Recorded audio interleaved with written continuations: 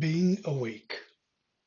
Shattering romanticized narratives of what the awakened state entails.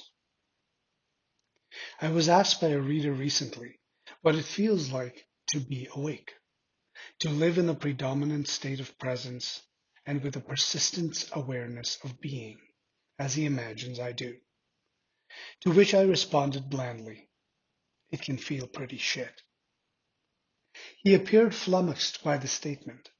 I imagine he'd expected to hear something about how expansive, deeply connected, and blissful such a state could feel. He probed me on what I meant by that statement, to which I replied, quite matter-of-factly, I've lost the ability to distract, bypass, or live in denial of suffering. Spiritual teachings are replete with pointers on living mindfully, with intimacy, with immediacy, with awareness fully centered in the present moment. But what if the present moment looks like a root canal without sufficient anesthetic? What if the present moment looks like gazing down at the lifeless corpse of a loved one? What if the present moment is finding out that the man you have loved so deeply has been cheating on you? What if the present moment looks like watching a child succumb to depression, drug abuse, and suicidal ideation? How intimate do you want to get with the present moment then? Because intimacy is just another word for feeling the full onslaught of the moment. And sure, if you are forest bathing or watching an ocean sunset, if you are gathering around a fire with friends or meditating in some spiritual retreat, these are events that generate feelings of deep expansion, warmth, and connection. So the more intimate you get, the more profound these feelings will feel. But what about those moments of sorrow, those moments of hurt, those moments of gripping fear, those moments of sheer exhaustion from unending physical pain? Because being includes all of it. Not just the rosy, expansive, kumbaya, we are all one kinds of experiences, but the dark, distressing, why the fuck is this happening and when is it going to end type experiences too. To be present, to maintain a persistent awareness of being, this is to bear witness to it all without flinching. That means facing life, not knowing whether it is going to envelop you in a warm hug or punch your lights out. That is what I mean by not flinching. It is not knowing what is to come, yet remaining unconditionally open, not just with your mind, but with your heart when it arrives. I am fed up of people romanticizing the lives of those they consider awake. There is nothing romantic about it. It can fucking suck, just as much as it can take your breath away. Being awake is just a leveling up in the gameplay, where everything becomes more greatly amplified. Suffering takes on a whole new flavor. It is no longer the suffering of the little me that consumes. Self-esteem issues, self-loathing, self-pity, worry about what others feel about me, or even worries about how others think or the choices they make.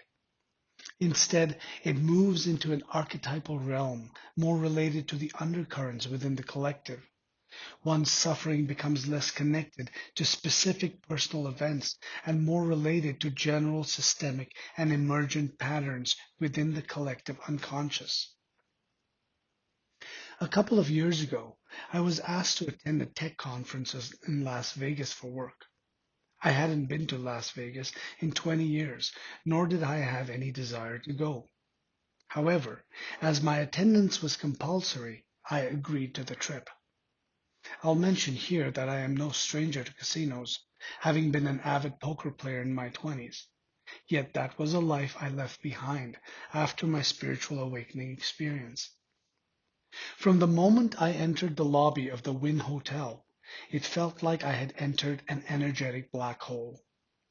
Walking through the endless rows of slot machines, blackjack tables, bars, cigar lounges, teeming with tens of thousands of quietly desperate middle-class hopefuls, I began to experience a strange disorientation. After dropping my bags off at my room, I made my way to the conference, a state-of-the-art affair attended by top tech corporations across North America, and with keynote celebrity speakers like Venus Williams.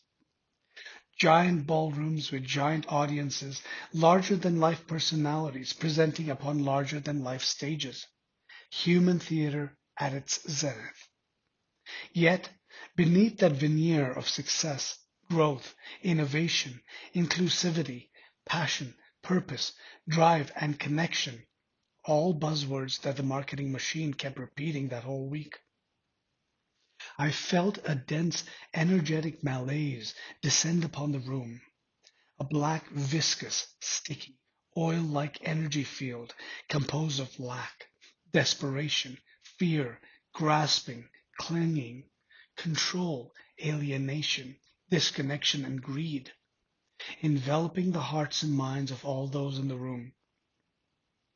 Instinctively, as if by reflex, my bullshit detector began going haywire, and my attention became hypervigilant as to how my own psyche was being impacted by this subliminally powerful and insidious energy field.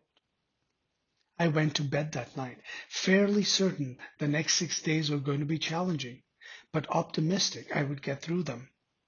Yet, when I woke up the following morning, I found I was burning up with a fever.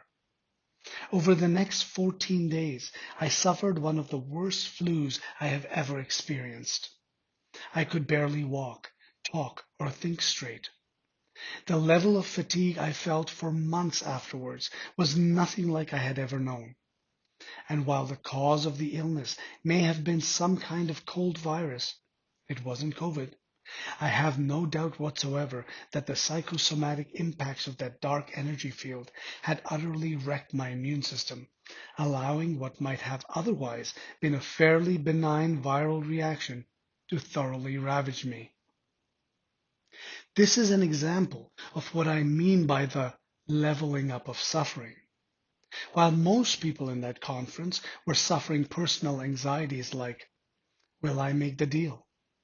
If I don't talk to enough new prospects, I could get fired. How do I get a meeting with that influential guy? How come my boss always seems to favor her when I work so much harder? I was taking on the energy field that the collective unconscious of all the attendees, the corporate entities, the hotel, and even the city as a whole was generating. And I am sad to say I was no match for it. It kicked my sorry ass. One of the great benefits of ignorance is that you do not clearly perceive the insanity of the world. You may perceive some selective insanity, perhaps a president with whom you don't agree, or a corporate ethos that seems particularly exploitative. But such insanity is always relative.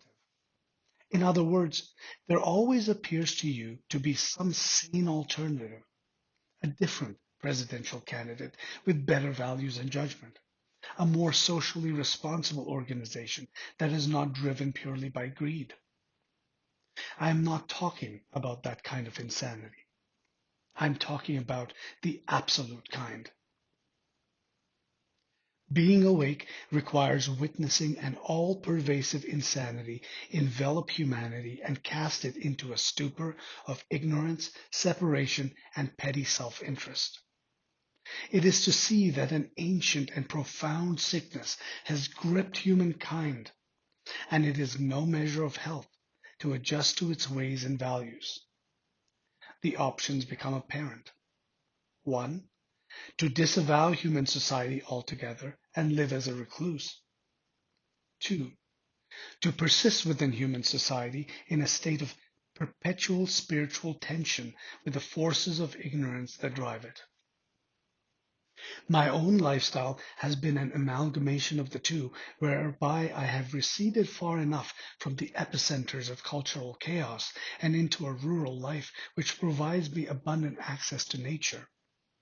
This allows me to manage that spiritual tension with healthy daily doses of sanity, spent decompressing amongst the woods.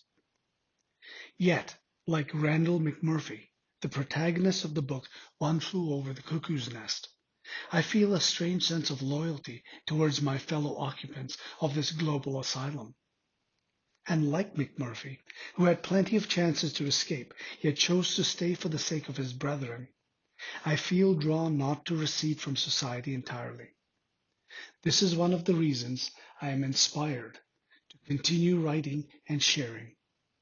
I only hope I don't end up lobotomized by the system as he did in the end. All this is to say that romanticizing awakening, living in presence, a persistent awareness of being, or however else you would like to frame the experience of being awake, as a suffering-free state of pure bliss and expansion, is misguided at best and dangerous at worst. The fact that this sort of rhetoric pervades most spiritual teachings today is illustrative of the fact that the tentacles of the black, insidious, sticky, oil-like energy field are indiscriminate and have infiltrated spiritual culture also.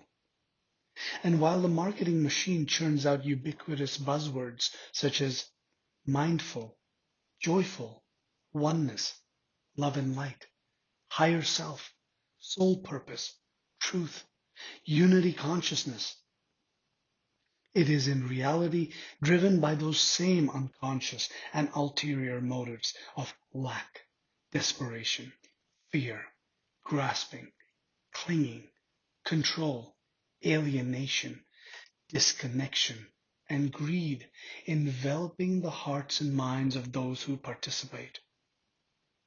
This is why, when my reader asked me what this experience of being awake felt like, I gave him the honest truth. Being awake takes courage because it is an extreme enhancement of life in all its facets, the good, the bad, and the downright ugly. Yet what makes it feel worthwhile is the profound poignancy it evokes from within me. Joy and sorrow, love and heartbreak, beauty and disgust, bliss and fear, all melting into an indiscernible soup of sentience from which there emerges a deep reverence and an all-pervading sense of sacredness that permeates the world, from the gross to the subtle, from the extraordinary to the mundane. That perception of the sacred is my elixir, the sole purpose that drives me, worth living for, worth dying for.